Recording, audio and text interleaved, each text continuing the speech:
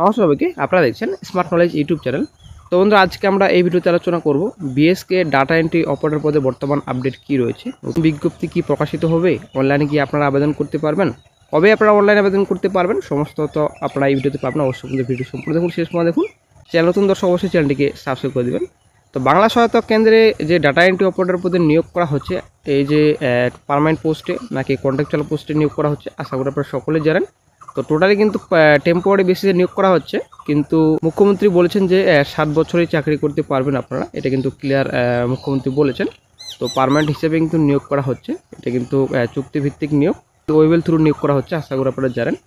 তো অনেক দিন আগেই শোনা গিয়েছিল যে এখানে 3000 কাছাকাছি ভ্যাকান্সি বেরোবে, তো এখনও কিন্তু অনলাইন আবেদন স্টার্ট হয়নি। তো একটা কিন্তু বিজ্ঞপ্তি বেরিয়েছিল যে খুব শিগগিরই অনলাইনে আপনারা আবেদন করতে পারবেন। তো তারপর থেকে কিন্তু কোনো রকম আর আপডেট নেই। তারপর তো ওবিসি কেস জড়িয়ে পড়লো এখানে সমস্ত রিকোয়ারমেন্ট প্রসেসে। তো বর্তমানে এখন ওবিসি কেসের জন্য কিন্তু সব ঝুলে রয়েছে। তো বর্তমান একটা গুরুত্বপূর্ণ আপডেট উঠে আসছে, অবশ্যই বন্ধুরা ভিডিও সম্পূর্ণ দেখুন।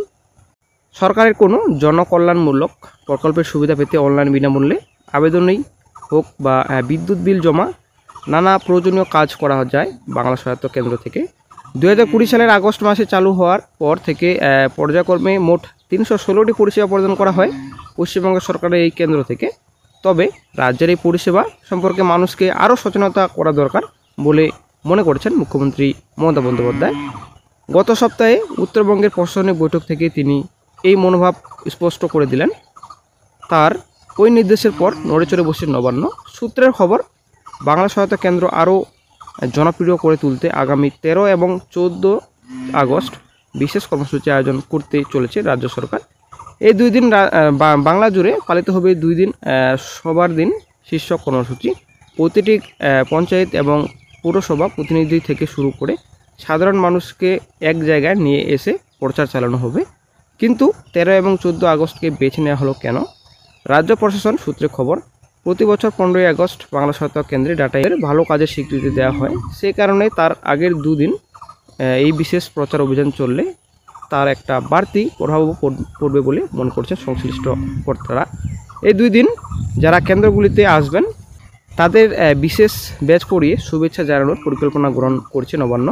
শীঘ্রই জেলা শাসকদের এ নিয়ে চিঠি পাঠানো হবে বলে জানা গিয়েছে। সে সঙ্গে বাজারহাটের মতো জনবহুল এলাকায় বড়সড় হোর্ডিং লাগানোর পরিকল্পনা নেওয়া হচ্ছে।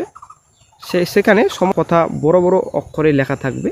বর্তমানে রাজ্যে 3541টি বাংলা সহায়তা কেন্দ্র আছে, আরও 1431টি কেন্দ্র চালু করার পরিকল্পনা রয়েছে রাজ্যের।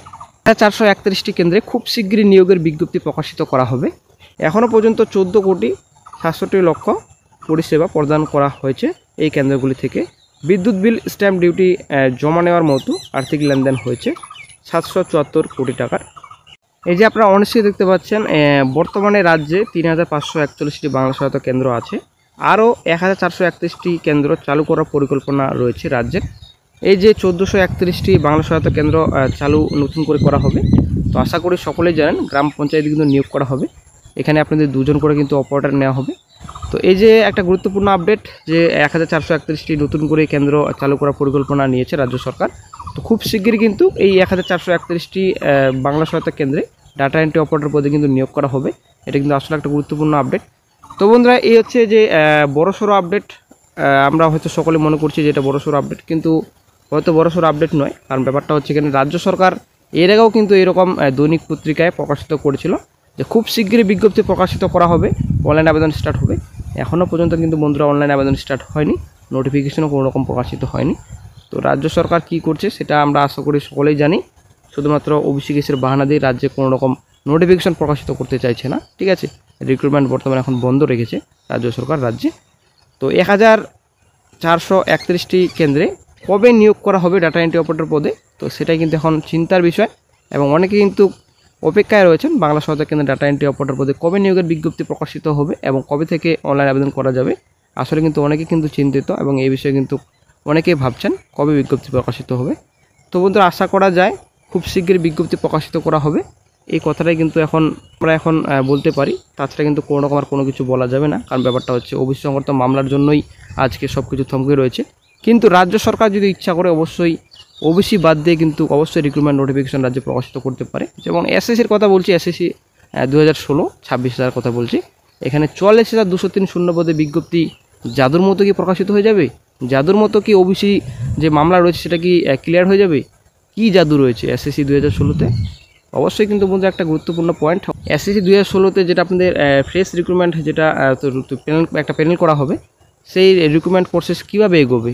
ওবিসি সংক্রান্ত মামলা সেখানে কোনো রকম এফেক্ট পড়বে না, এটা হচ্ছে মেন পয়েন্ট। তো অবশ্যই দেখা যাক কী গুরুত্বপূর্ণ আপডেট নেক্সটে পাওয়া যায়। যখন গুরুত্বপূর্ণ আপডেট পাওয়া যায় সঙ্গে সঙ্গে চ্যানেল আপডেট দিয়ে দেওয়া হবে।